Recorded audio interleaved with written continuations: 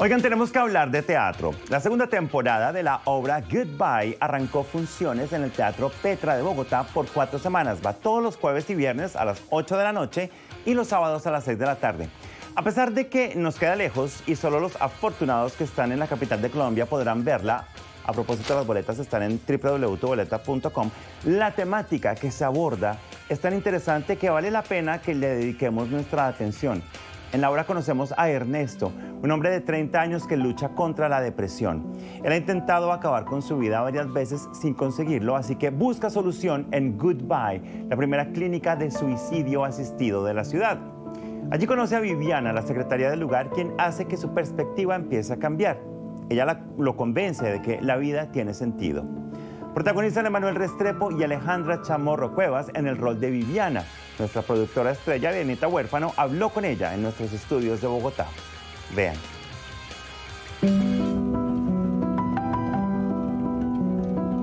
Hola Alejandra, ¿cómo estás? Bienvenida. Hola, gracias. Gracias por esta invitación. Aleja, vamos a empezar con destacando tu labor en el teatro desde el proceso educativo, porque haces talleres muy impactantes que además tienen una particularidad porque haces una mezcla con la humanidad y el arte, y quiero que me expliques cómo ha sido ese proceso y esa conexión que tienes. Pues mira que cuando yo empecé a dar clase fue como en Casa Ensamble por una coincidencia en donde yo acababa de salir de temporada de una obra de impro que se llama En Tierra, y ahí poco a poco fui descubriendo que yo podía compartir el conocimiento y la experiencia que tenía desde los lugares más libres en donde yo me sentía y lugares opuestos a lo que siempre había criticado antes cuando era estudiante.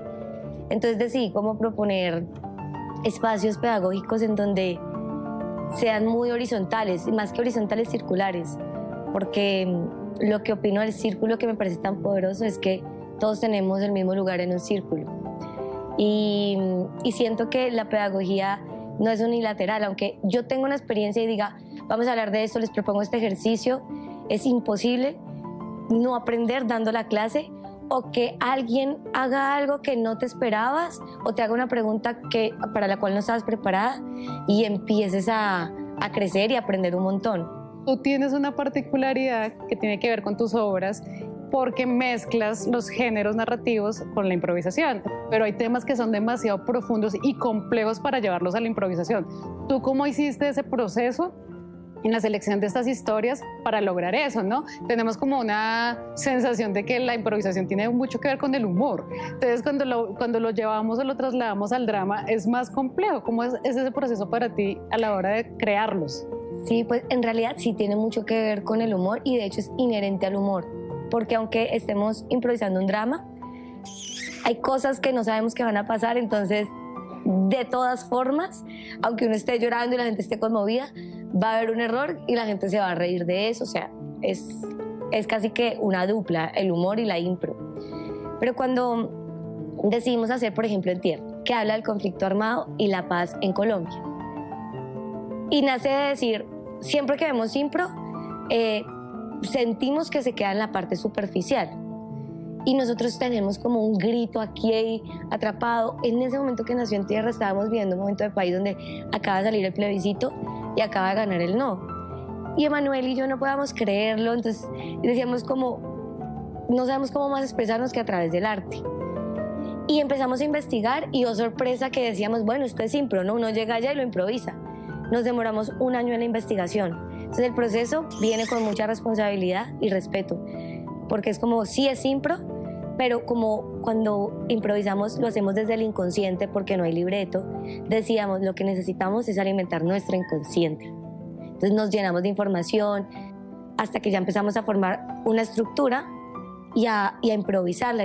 Pero la verdad, yo me he demorado en impro haciendo formatos más tiempo que en obras de teatro escritas en preparación, porque justo hay tantas posibilidades y es tan peligroso lo que pueda pasar que toca comprometerse más con el proceso previo.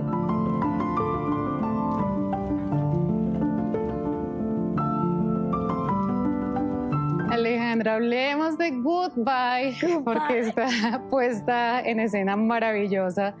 Me tiene a mí de por sí anclada a ustedes como artistas por lo que logran después de ver uno la obra. ¿Cómo ha sido para ti ese proceso, el después de la obra y encontrarte con las reacciones del público? Sorprendente. Yo no me canso de sorprenderme porque pues Goodbye es mi ópera prima. Yo la actúo, pero pues la escribí. Y las primeras veces están llenas de incertidumbre y de miedos y ansiedad. Entonces, cuando la lancé, pues fue como el síndrome de la impostora, pues como vas a fracasar, no lo vas a lograr, tú qué te crees, tú eres actriz, tú no deberías escribir. Entonces, una vez estrenamos y la respuesta sí fue y es tan poderosa, pues me sorprendo y me sorprendo y me sorprendo y no tengo más emociones que sorpresas, como no lo puedo creer, no lo puedo creer, siempre no lo puedo creer, y mucha gratitud y sobre todo como confirmación de que cuando uno hace las cosas desde el corazón y para el corazón, que fue la historia de Goodbye, que es una obra escrita para mi mejor amigo, pues la gente resuena, porque en la vulnerabilidad todos nos encontramos y nos identificamos.